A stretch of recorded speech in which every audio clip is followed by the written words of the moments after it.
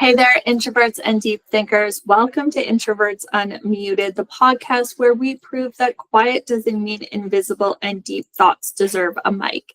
If you've ever felt drained by small talk or mastered the art of sneaking out of the room or wished the world understood the magic of solitude, this is your space. So get comfy, plug in, let's turn up the volume on our quiet confidence. I'm Amber Hansel, and this is Introverts Unmuted. And today I am chatting with Sydney. How are you? I'm good. How are you? I'm good. We've chatted before, and it's just you are making a pivot, and we've both kind of shifted in this space. And I think that's perfectly normal to shift and evolve. So tell me what you were doing and what you're kind of moving towards now. Sure. So I used to be an Instagram strategist for like small online business owners, a lot of solopreneurs, a lot of mompreneurs. And then in the past, even the past year or so, I started to see this change where I was like, man, the strategies that everyone are selling to actually like get consistent clients from just Instagram, it's taking a lot more work. It's not as authentic as it used to be. It's a lot of relying on like overused, super recycled trends instead of focusing on that genuine connection. The thing like that I really love about social media, like there's a lot I dislike about it, I won't lie to you, but the thing I really love is like fostering those connections and seeing that part kind of disappear and having it just take way more time and effort and energy. I decided to make a pivot into content marketing as a whole and seeing how Instagram can work into the rest of your marketing strategy instead of being your whole marketing strategy, because a lot of the people I work with don't have the time or the capacity to put in all of that energy and effort into Instagram to make it as worthwhile as people often say it should be, when in reality, it's not. Yeah, I am on the same page. And I think that's, how we connect is because we are here to make the genuine connections. And that's what I love about the social media is being social on it. Not necessarily the media part of it. Right. And I think it's the hardest thing lately is because it is taking so much energy and effort for very minimal results. And I think many people are shifting their strategy so that it's just part of the strategy, not the whole. And it's very common. So how can we shift or, make it not our whole strategy and just make it a part of the bigger strategy? I think it's really going to depend on the person. So for me specifically, I know that I don't have it in me to record like the reels to get more reach and find like visibility there. So I mostly use it as a platform to engage with my current audience. I'm not interested in like a ton of growth or using it to get that growth. I already have an audience. I'm just using it to get like more touch points, have more conversations with the people that already know me so I can build that connection, show that trust. Like I do what I say I'm doing. My offers help. This is how, and use it that way. Whereas I think a lot of people get really caught up in like the vanity metrics aspect of like, oh, I need more followers, I need more comments, that kind of stuff. And if you have the time and are able to like film a bunch of reels, I think it could be really great for visibility. But as someone who is always strapped for time and my brain is always in like a million places at once, I much prefer like podcasting or bundles or like other marketing things to get that visibility. Yeah, I agree that it's so much energy, and especially as introverts, it's so draining to keep showing up when it's not doing what we want. And it doesn't feel like us a lot of times when we decide to show up on these reels for the vanity metrics, when we just want this cozy corner cafe vibe to connect with people. And so really bringing in, hey, how can we still gain visibility? Because there's many other ways out there. Like you said, podcasting, collaborations, bundles is such a great way to gain that visibility. And I like how you said you just connect with your current audience, and really just going back to, hey, this is what I do, and I'm going to chat with you. So do you direct people then, so from your podcast bundles over to your Instagram? Sometimes it kind of depends. I mostly use it to I use it to promote my podcast, but then in my podcast, if I'm giving like ideas for content or something, I'll ask people to like send it to me on Instagram so I can see it and like comment on it to help them out, and then also have a conversation with them as well. Yeah, I think it's a great tool to have as like, I love the DMs. I said the best part about Instagram is the DMs. And I think them introducing threads was a very smart move on their part, because that's where I'm hanging out a lot more, because it's less overwhelming. I could just get to read things. Yeah, it's so much less pressure, and it's also, it hasn't hit that like what we're seeing with Instagram where it's like, oh, use this viral trend, and then everyone and their mom is like saying the same thing.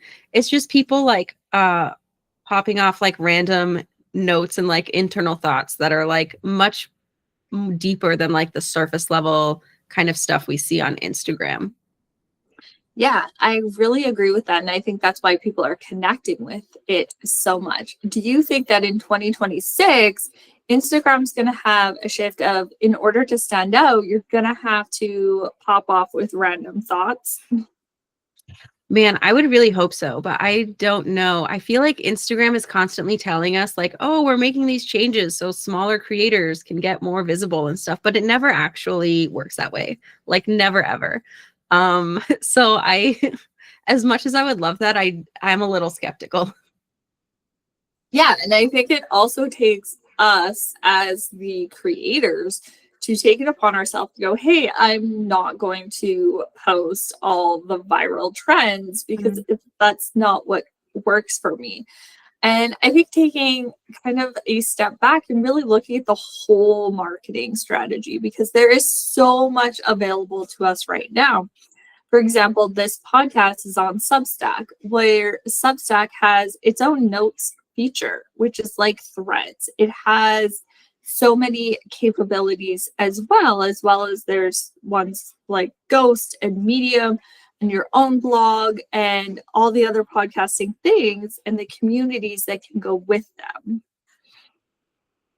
Yeah, that's super true. And I know we were talking about this earlier, like finding the best, or no, we were talking about how for a lot of introverts, it's a lot easier to like write things than it is to like show up on Reels or like talk in other ways. So finding the marketing platform and the strategy that works for you and your life is like the key thing. You don't have to rely just on social media or like any TikToks, Reels, whatever. If it doesn't work for you, don't feel pressured to do it. Yeah, and I think there's so much, like you said, the pressure to show up and the shoulds of this is what you should be doing in the online space. But we also have to remember no one actually knows what they're doing in the online space. It's all kind of just made up, and everybody is doing what they want to do. So we have to remember that we can do whatever we want to do. There's no set rules around it. Yeah, and it's also so dynamic, like it's constantly changing. So if someone is saying like you have to do like XYZ on social media to find success, even if that's the case, in like a week or two, it's going to be completely different. Yeah, and that's the thing. It's so hard to keep up, and that's what's so draining is to keep up with, oh, okay, I'm going to post this reel and it's going to pop off. And then when it doesn't, it's like this emotional drainage because we did what they said and it didn't work for us. But we have to remember that everyone is going to be different in how that strategy is going to work for them.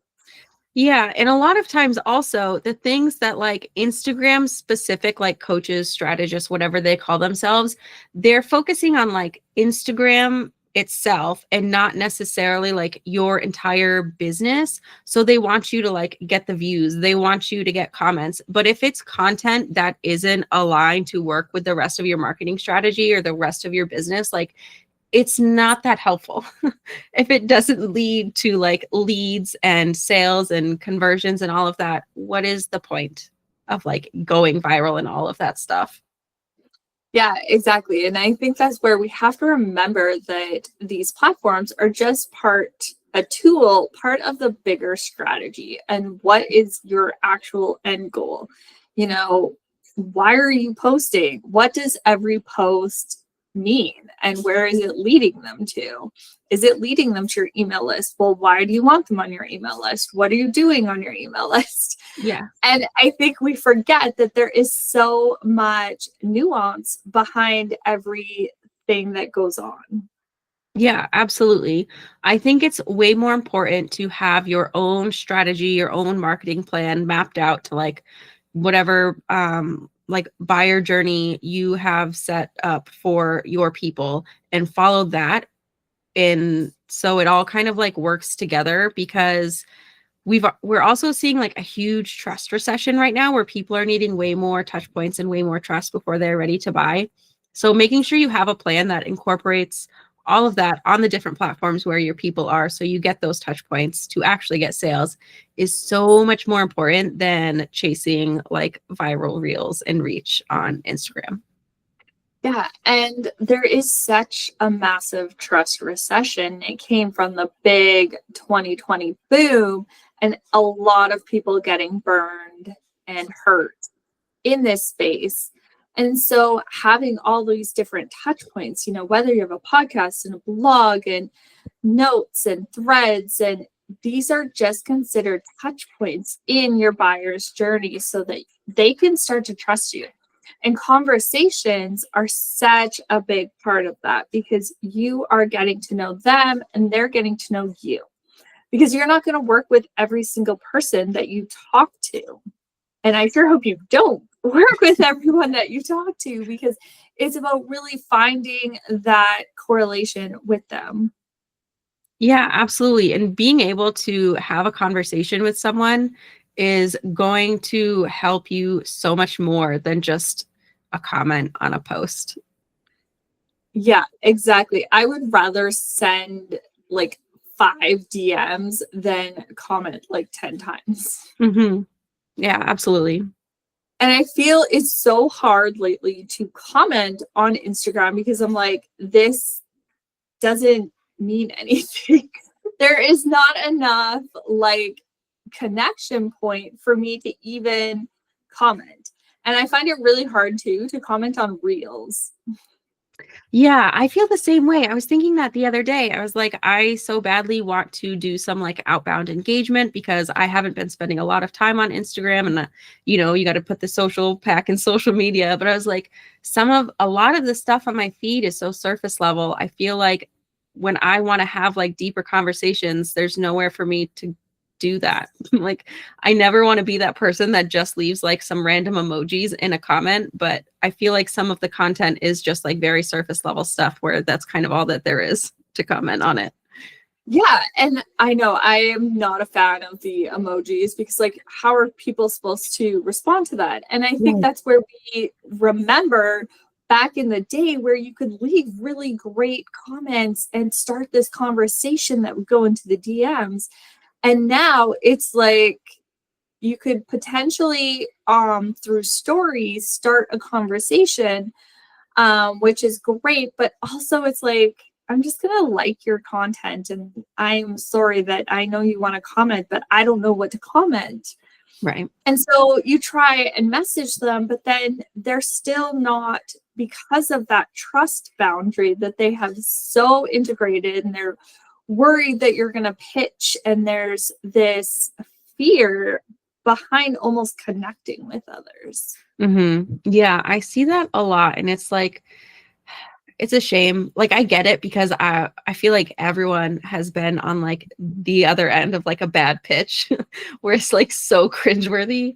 But I do think there's so much opportunity to connect with others that is just like lost on Instagram and in most social media platforms, like not just Instagram, but yeah. Yeah, I think it is really like a lost art that's happening, is that we are losing the connection point of being on social, and we're just having these surface level conversations and wondering why we all feel so unfulfilled and discouraged is because we're not actually connecting deeply with other people. And yes, it is scary to have a deep conversation with a stranger. It is not something, but that's why you start small with connecting with them. Maybe you in the DM say something about their post that you just liked, but you couldn't figure out what to comment on. Then Mhm. like, oh yeah, like you relate to that on a different level. Yeah, that's a great way to do it. I also, like you mentioned, will like start with just, excuse me, replying to stories as well. Just like very kind of start lighthearted, like with relatable things, and then get into more deep conversation. Yeah, and I think that is the perk of stories, is really being able to connect on more of that personal level. But I think it's also our responsibility as introverts and deep thinkers to take that conversation and lead it deeper and Mhm. take it more meaningful and not leave it at that surface level. Yeah, absolutely. What are ways that you like to connect on a deeper level in conversations? I like to do it by like sharing first. So if it starts, well, I think the best way that I do it is, like I said, sharing first, but focusing on like my own mission kind of, and like relaying that information to them so they have something to connect with and share about on their own. Because a lot of the time my own like audience is me, like I'm in my own target audience. They're all mom business owners, strapped for time, like very little brain space. So kind of sharing a bit about myself and my story can really open up to larger and deeper conversations and fostering that connection, because they're like, yeah, I get that, I've been there too. Yeah, and I think it's really powerful because as introverts, we are really good at reflecting and Mhm. sharing that and having that empathy towards others. So when we can do it, I also, I'm like, yeah, I get that. I relate it. There is a million things happening. And so how can we break it down better? Yeah, exactly. So, kind of back to the strategy of potentially like in conversations, how can we take, the conversation and say we want to go take that off of Instagram and make it something more relatable into our bigger strategy, if that Hmm. makes sense. um like how do we foster those relationships after? Hmm. Okay, yeah, I think it really kind of depends on like who we're talking to and why. Like if it's a lead, like a discovery call or like a coffee chat, something like that. If it's for a collaboration, I mean, it could be the same thing, or I could just be like, hey, do you want to like come on my podcast? Do you want to do something together? But any kind of, I've also done like Voxer hangouts, because like I said, a lot of people in my audience are moms. So scheduling time can be to like sit down is like a little tricky, especially when you have like little kids running around. So Voxer is a great option to be able to have more authentic one-on-one conversations with like voice notes, or you can text there too. But yeah, any kind of other one-on-one conversations, and then thinking about who you're talking to and what like you want to get out of the conversation and go from there. Yeah, I also really enjoy Voxer chats. I will offer, 15-minute instead of getting on a discovery call because it feels so formal and like I gotta sit down and the kids gotta like this, or I can just on the way to the park or sit there while they're coloring and do it. Really feels so much better. Yeah, it's so much less stressful. I feel like whenever someone is like, "Oh, let's do a discovery call," I'm immediately like, but it also might be me as a millennial and an introvert being like, anything with the word call in it, I immediately hate. Like, I don't want to use the phone. I don't Yeah. want to, it's not for I me. And I think that comes down to, once, like you said, is knowing your audience and how they're going to respond to things. If your audience is all about getting on calls, then do that. But Right. a lot of times, like a lot of my coaching services is asynchronous. I hang out on Voxer and Telegram because that's the way my schedule is. And that's, as getting on calls sometimes feels so daunting. And I'm like, I can't talk to you for like 2 hours. I can, but it's going to be really strategy and deep after already talking to you in Voxer for a while. Yeah, for sure. Knowing your audience is key to kind of like anything.